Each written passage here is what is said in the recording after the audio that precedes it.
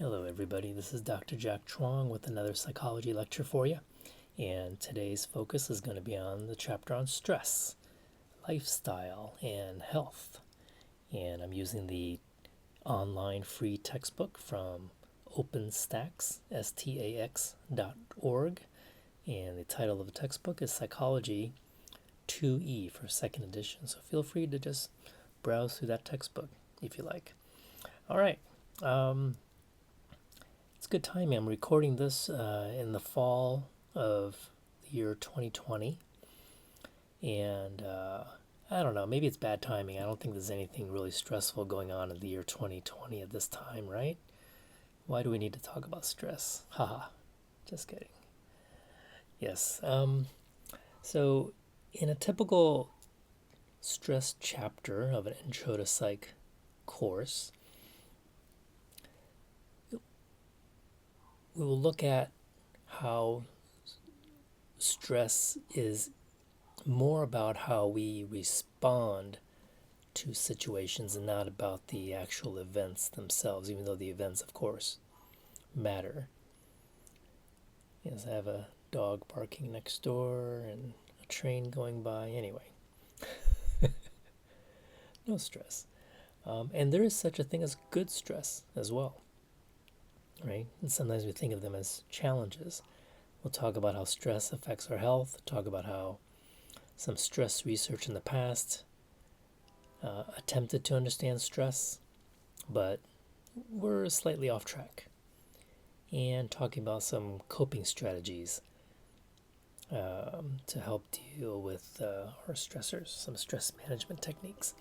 I have to tell you that back in the day, I had a chance to teach in evening class. It was a master's level psychology course called Stress Management. And I thought, this is interesting. Why is that in the psych department? And how the heck do I teach a course like that? So I've taught other subject matter, so that I thought that was a very interesting course to teach. Got the textbook. A lot of the topics covered, of course, are similar to this lecture here, but at a deeper level. But I wanted to be hands-on, so every week for the first half of the course, it was a 3-hour class once a week in the evening in the Houston area. And we would talk about, the typical lecture kind of stuff, talk about concepts. Then the second half of the course, I would invite in a local area practitioner of an activity that would be related to stress reduction. So I would bring in, who did I bring in? A Tai Chi instructor, which is really cool. His name is Mike Powers. I hope he's still around. It was a long time ago.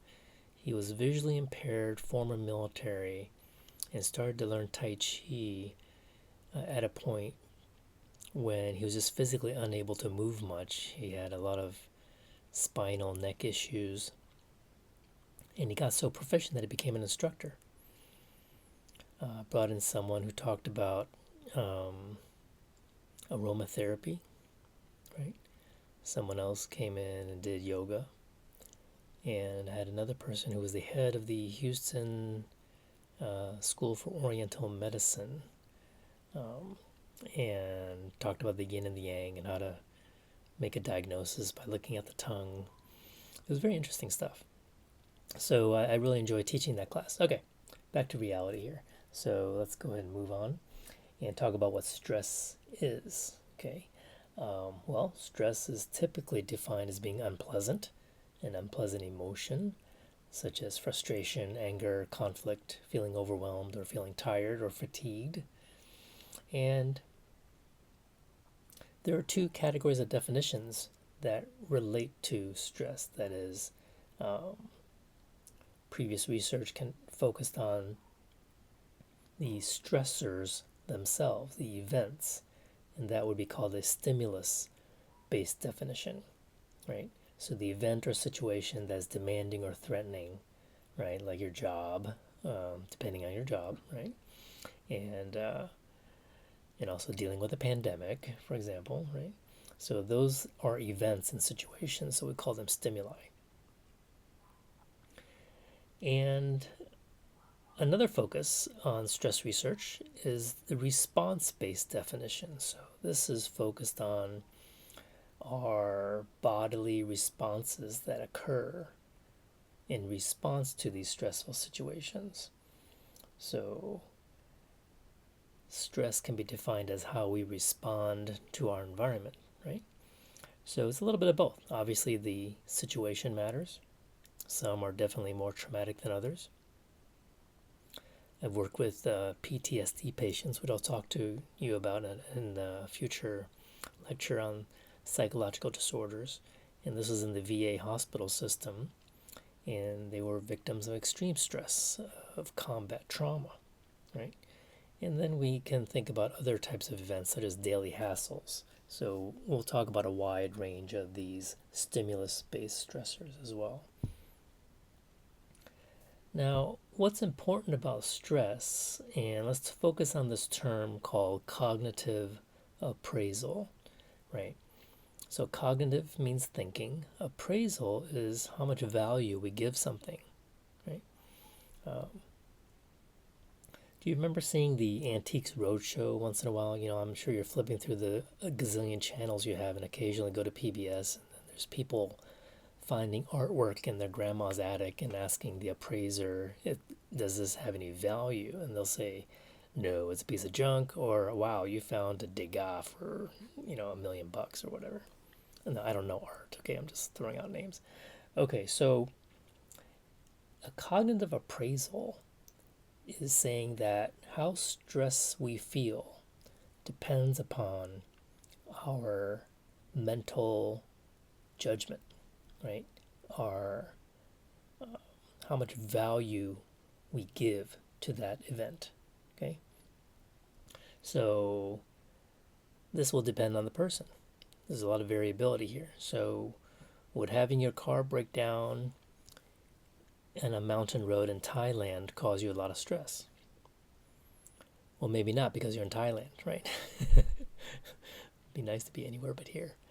And that happened to us, right? We're foreigners living in Thailand. We're expats there for 4 years.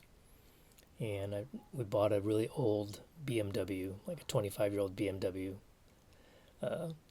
3 Series that had manual everything, no power, nothing, no power windows, nothing, right? It was just an old-fashioned tank. And the clutch went out in the middle of nowhere, right?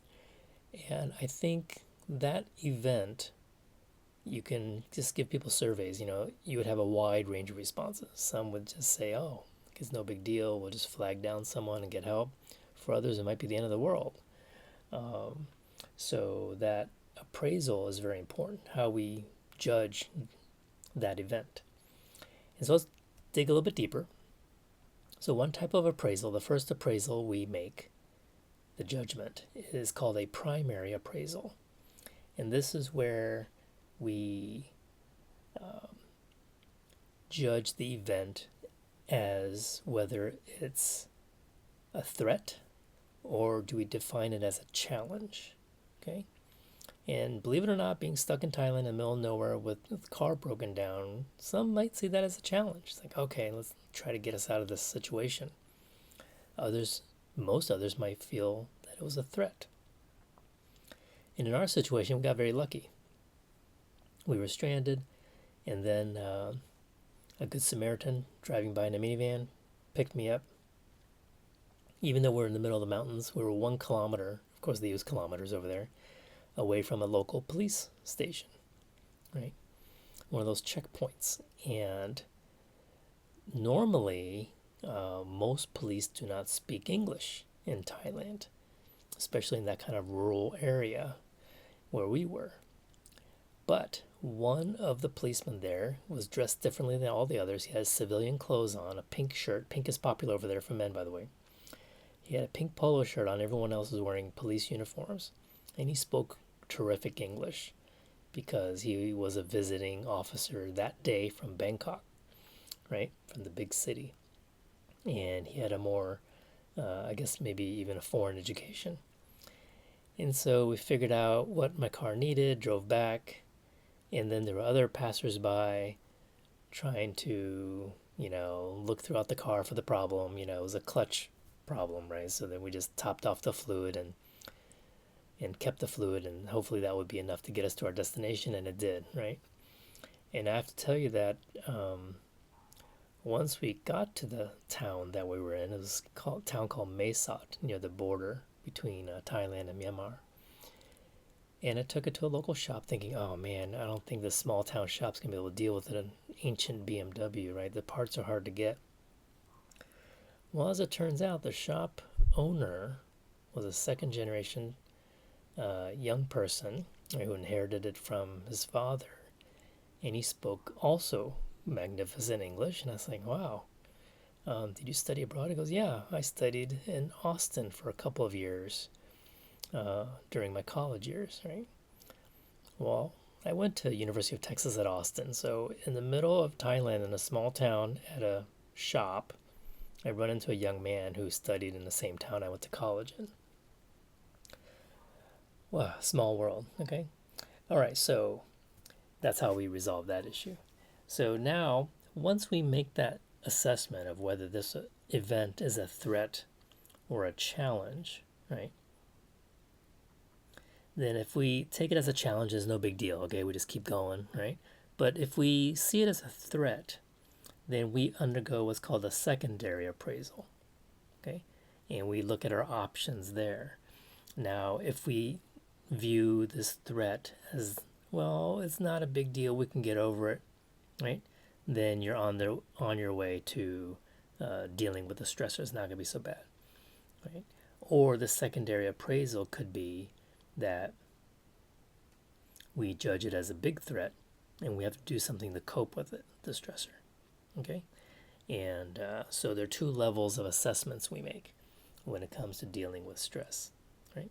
And there is such a thing as good stress, and it's pronounced eustress, eustress, right? So the idea here is that we need a moderate level of stress to motivate us, right? To push us in a way. And so this positive stress, for example, if you have a job that doesn't challenge you, you get bored and all that, and there's nothing really happening, right? So if you have some challenges that push you a little bit outside your comfort zone, that's considered good, right? We get to learn new things and have new experiences. So turn off my phone here. Off. Okay. But once we reach a certain stress level, then the good stress turns into bad stress, and that's called distress, right? So we go from eustress to distress, okay? And the idea here in this particular theory is that we have an optimum level that we try to reach, right? And once we pass that peak, right, then it becomes a little bit overwhelming, and then we start to feel burned out or exhausted, right? And that we consider distress. And in terms of correlated to illness, feeling stress is one thing, making you sick is another. Interestingly enough, eustress tends not to be associated with physical illness, whereas distress, right, the negative stress, does relate to and can lead to more physical illnesses, right? There's a relatively new field of psychology, subfield of psychology. It's called health psychology. So for you psych majors out there, this might be a good option if you're interested in health, behavioral health. And a lot of health psychologists do look at how our behavior relates to our illnesses. And if you think a lot of our chronic illnesses, they may be behavior related, right? Diet, think about diet, that's a behavior. Smoking is a behavior, right? And so a lot of our illnesses can be traced back to how we act, in addition to our feelings of psychological stress can be linked to illness as well. Life choices, again, in terms of, for example, diet, or commute, types of work, right? And they look at the effectiveness of various interventions, right? Okay, and that's called the field of health psychology. Now, if you've ever heard of the term fight or flight reaction, right, that was a term coined by Walter Cannon in the 1930s or so. Okay, and he was one of the first to try to define this sense of stress that we feel at the physiological level, right? So not so much as a psychological scale of 1 to 10, how stressful do you feel, but actually what is our body's reaction to extreme stress, right?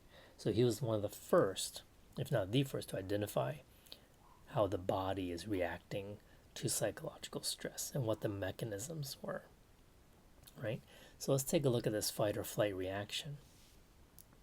I think some of you may recognize these. So when we're startled or under extreme stress, our adrenaline flows, our pupils will dilate, right? Our heart rate increases, muscles become very tense, right? Our breathing becomes more shallow and quick, and we sweat, right?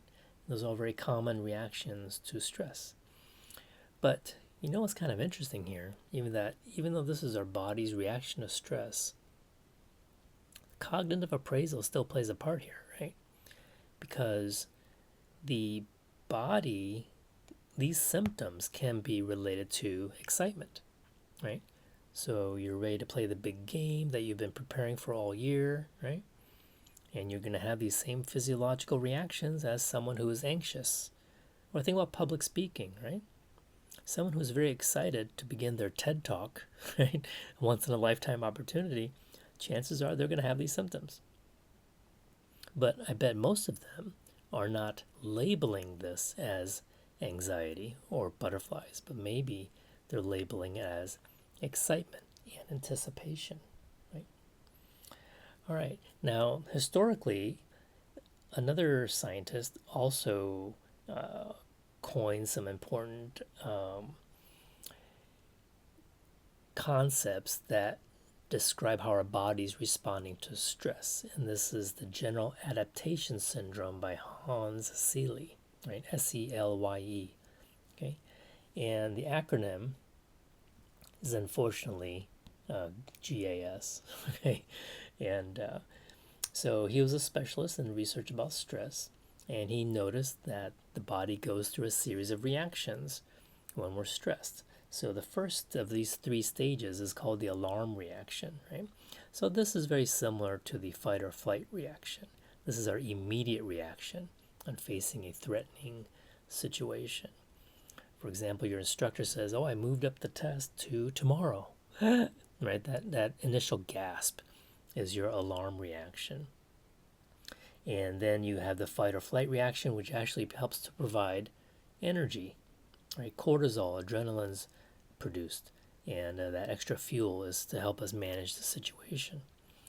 Now in stage 2, after that initial shock wears down a little bit, we go into what's called the stage of resistance, right? So this can last for days, if not longer. So being a college student, you could be in this sort of elevated stage of resistance. In other words, you're not completely at a calm state. You're at this state where there's a heightened sense of stress almost all the time, right? So you're sort of on this alert stage, okay? So not quite as high stress as the alarm reaction, but just sort of this level of long-term sort of adjustment to the stress. You know, you're having to deal with things constantly. Then what happens is that once the stressor has been resolved, at some point we reach what's called the stage of exhaustion, right? And this is where we end up getting sick, okay? And I was just listening to a podcast, a political podcast, and they're talking about what happens when they work with a candidate and it's a long-term, race, and you work every day and it's very exciting and you don't get much sleep and you're running around like crazy. Then the day after the election, they almost always get sick. So when I heard that story, it reminded me of the GAS, General Adaptation Syndrome, of being part of a campaign, and then the grueling stage, which is stage 2 of resistance, and then when it's all over, they reach a state of exhaustion. All right. Now, when we physically respond to stress, right? The fight or flight reaction is when our sympathetic nervous system kicks in, right? So a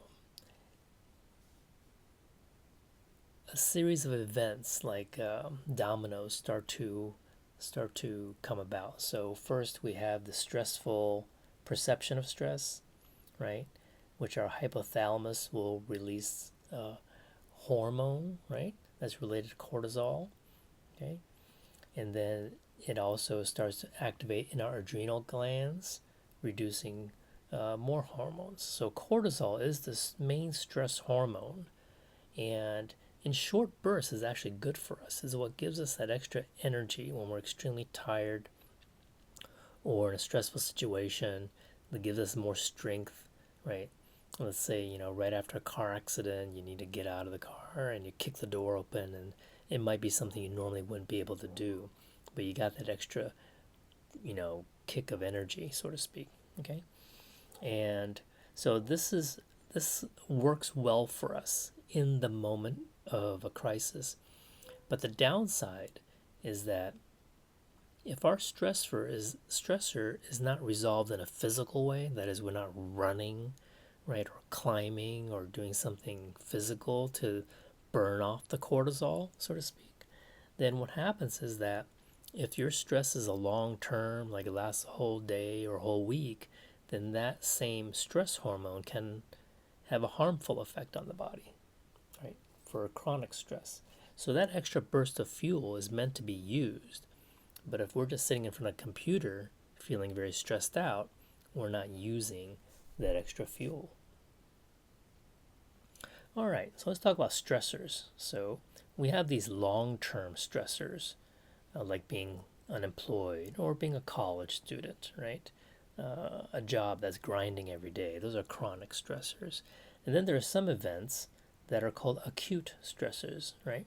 Very high stress, but it's like a one-time event, like falling and breaking your leg. I just fell the other day walking out of a Lowe's hardware store. I was talking on my phone, which is a bad idea. But, it wasn't like I was looking at my phone. I was just walking. And I walked out an exit. It was a side exit for the rental portion of it. And I had no idea that I was walking right off a curb in the parking lot. So there was no one around. And I think I was, my pride was more injured than my physical injury. But anyway, so that was my acute stressor of the day, falling down in the parking lot of a Lowe's hardware store. But no joke though, I mean, at a certain age, any fall can be devastating, right? I remember a few years ago in Malaysia, we were staying at a hotel and I was taking a shower. Okay, it's not going to go that much detail, okay?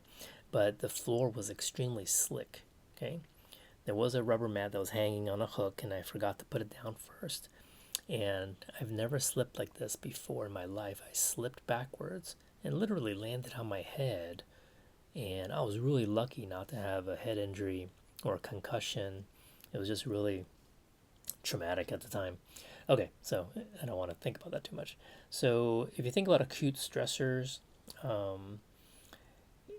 as well as chronic stress, right? So military combat, right, can have a combination of both, right? In terms of, again, life-threatening situations can be very traumatic, being physically attacked, sexually assaulted, childhood abuse, 9/11 terrorist attack, for example, or people living in war zones where they're constantly bombed, a natural disaster, right? Like in this Houston area, we're known for having these big flooding events, right, in the past few years or so. Actually, more so than that. But in the past few years, we've had some really big ones. And you have to realize that that's going to take a toll on anyone who has to go through this, right? You have the initial event, then you have to wait for the water to subside, then you have the stress of dealing with the house repair, and then trying to juggle work, right? Whether your work is going to be interfered with, right? And think about the current COVID-19 pandemic, right? This is definitely started off as an acute stressor, and now it's definitely a chronic stressor for many of us. And chronic stress is really much more correlated with physical illnesses than an acute stressor. Now, an acute stressor can be very, very harmful, obviously. Depends on the person and depends on the event. But for many people who are experiencing this sort of everyday grind and putting on the mask and avoiding people and being isolated, right? It's really can be devastating as well. Okay, let me talk a little bit about the historical perspective here in terms of early stress research. Holmes and Ray in the 1960s tried to understand stress, and they were focused more on the event, right?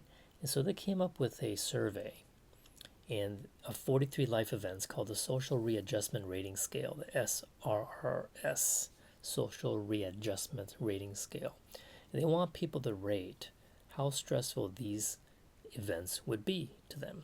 Okay, so again, they were not focused on how each individual responds differently to one event, but they wanted to sort of get an average score and rank these events in a hierarchy, right? So for example, the death of a spouse was ranked the highest. It had a score of a life change unit score of 100. And divorce was the second highest, right? It scored a 73. Okay? And this early on was used to assess, like a checklist. And when you answered this checklist, it would show you a score based on the scale of how stressed you were, right? Now, probably by now, after listening to me talk for a little bit, if you're still awake, you realize that there's a big drawback to this kind of scale, right?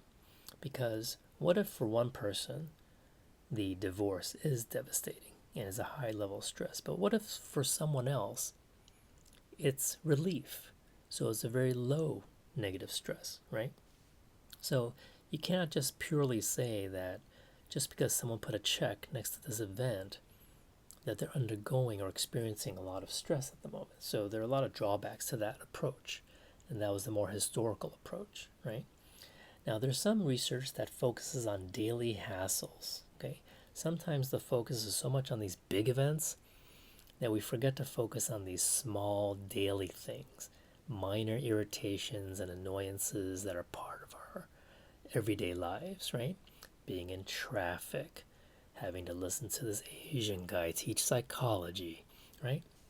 All of these kinds of things can be grinding at us, right?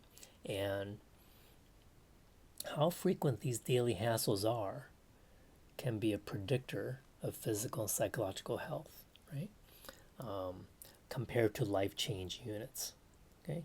So just by looking at those more, say, attention grabbing stressful events from that other list, from the SRRS, these sort of ho-hum things like traffic and work, right?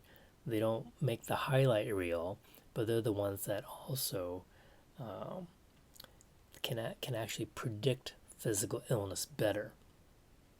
And we can use it to predict our psychological health better than those life-changing events.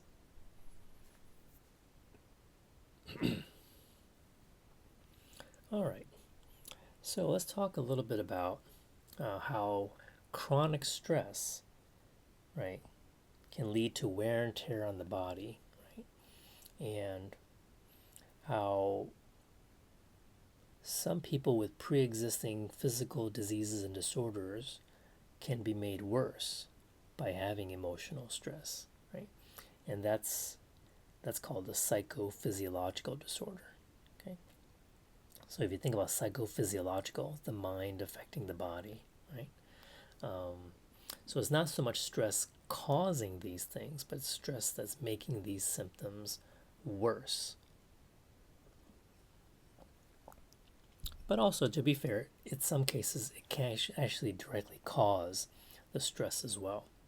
So tension headaches, asthma, acne, eczema, hypertension, right, irritable bowel syndrome, heart disease, right, these can be brought upon, again, chronic, long-term, okay? We're not talking about just having one bad day, but years of chronic stress.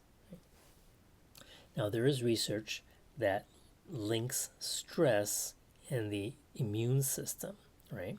So that field is called psychoneuroimmunology. studies how psychological factors influence our immune system, right? And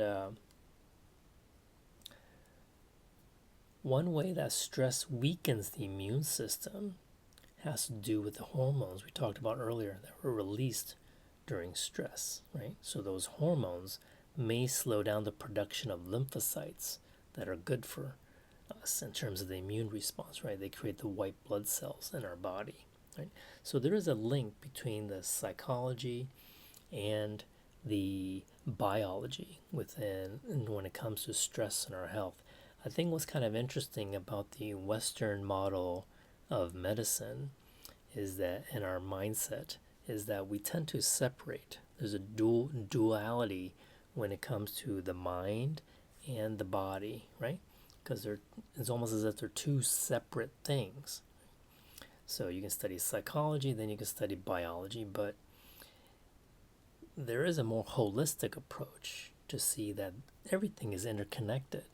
But that is not the primary focus in the history of Western medicine, right? You talk to your primary care doctor, you talk about your daily stress and all that, but they just want to know if you have headaches or you have trouble sleeping or, what's your blood test results, you see?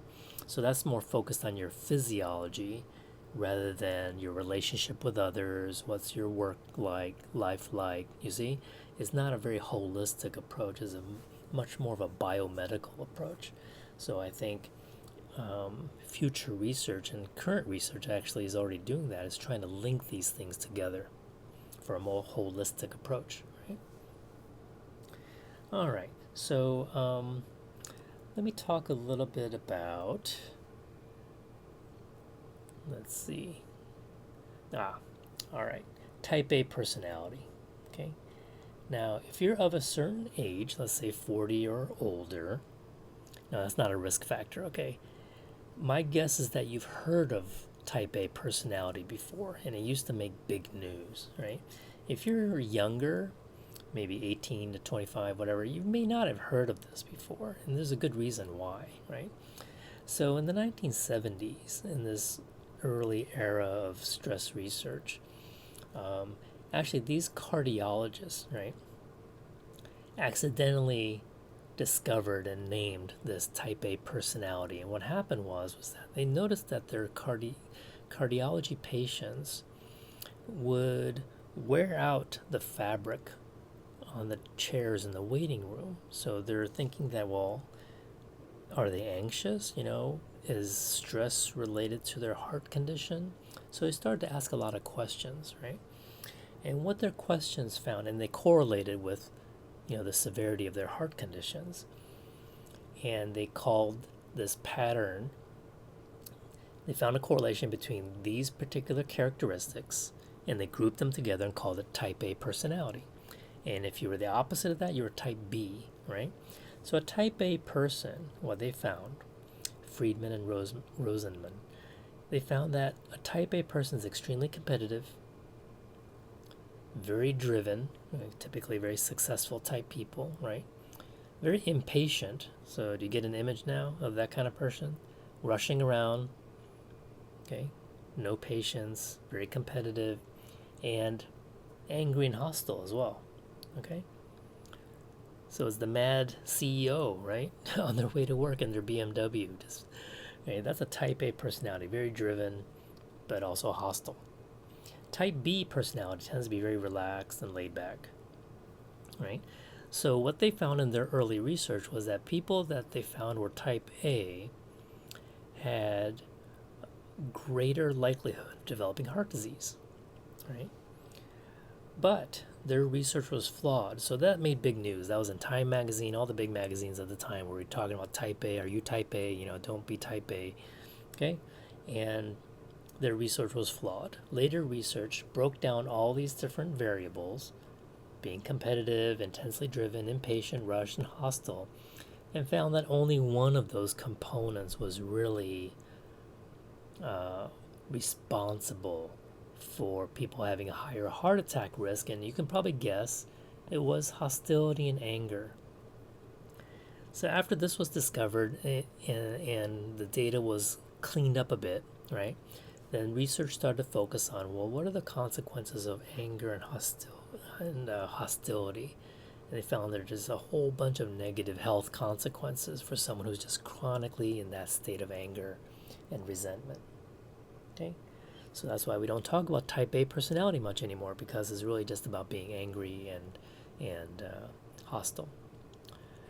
Okay, let's talk about coping with stress, and hopefully we can find some practical stress management coping techniques for you. All right, these health psychologists, Lazarus and Folkman, talked about coping styles, right? And there are two major categories. So one category of coping is called problem-focused coping. This is where you take direct action, right, to reduce whatever is the source of the stress, okay? Identify the problem, think about what the solutions are, right? Look for alternatives. So it's very proactive, okay? And one is more likely to use it if they perceive the stressor as controllable. Okay, so if it's a situation that's not so controllable, then can't really take too much action, right? So if you think about the long-term stressor of a pandemic, right, what is problem-focused coping? Well, it would be following the suggestions of the health experts, right? Avoiding crowds, wearing a mask, right?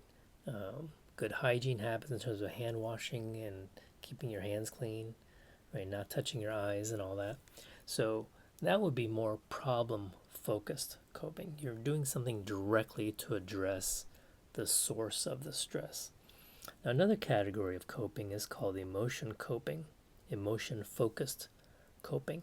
And this is really an attempt to change or reduce the negative emotions that come with the stress. Right? So if you think about denial, minimizing, right? So if you're a student, you have a long 10-page paper due in a week, right? This would be someone who's avoiding the paper, right? Because problem-focused coping would be sitting down and start writing. Maybe minimizing it. Well, 10 pages is not a big deal. You can do it the night before, right? So really, short term, that's probably fine. You go for a run instead of dealing with the paper. You're dealing with the symptom of anxiety, but you're not directly dealing with the cause of the stress, right? Because it's not problem focused. Okay. So sometimes an emotion-focused coping would be to turn a negative event that's out of your control. Okay, again, only things that are controllable can we use problem-focused. So let's say, sadly, a tragedy occurs, right? A child was killed by a drunk driver. Okay, so if you think about the founders of MAD, Mothers Against Drunk Driving, right? That was an example of a reappraisal. That is, taking a negative, tragic event and trying to make something positive out of it, right? So that, on one hand, could be defined as emotion-focused coping. Okay, so another big part about dealing with stress is having a sense of perceived control. So this is something we just talked about a minute ago with problem-focused coping, right? And having control, don't underestimate this, right? So no matter what situation you find yourself in, think about what are the things in your life that you have control over, right? That you have the capacity to exert influence and change the result, right?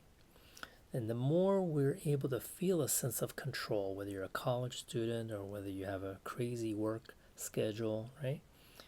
That having a sense of control, okay, and can really define how much stress we're going to experience, okay? So that is something to focus on. Okay, I think that's all I want to cover for the chapter on stress. I hope you've thought about and remember the main themes of this particular chapter, that stress has a lot to do with our cognitive appraisal of the event, that chronic stressors can have a great deal of influence over our health, as well as daily hassles, the ones that really don't catch our attention, and that events do matter, the type of event that we're experiencing, but each person may respond differently to those kinds of events, right? And that there's really no such thing as type A personality anymore. Okay, y'all, have a good day.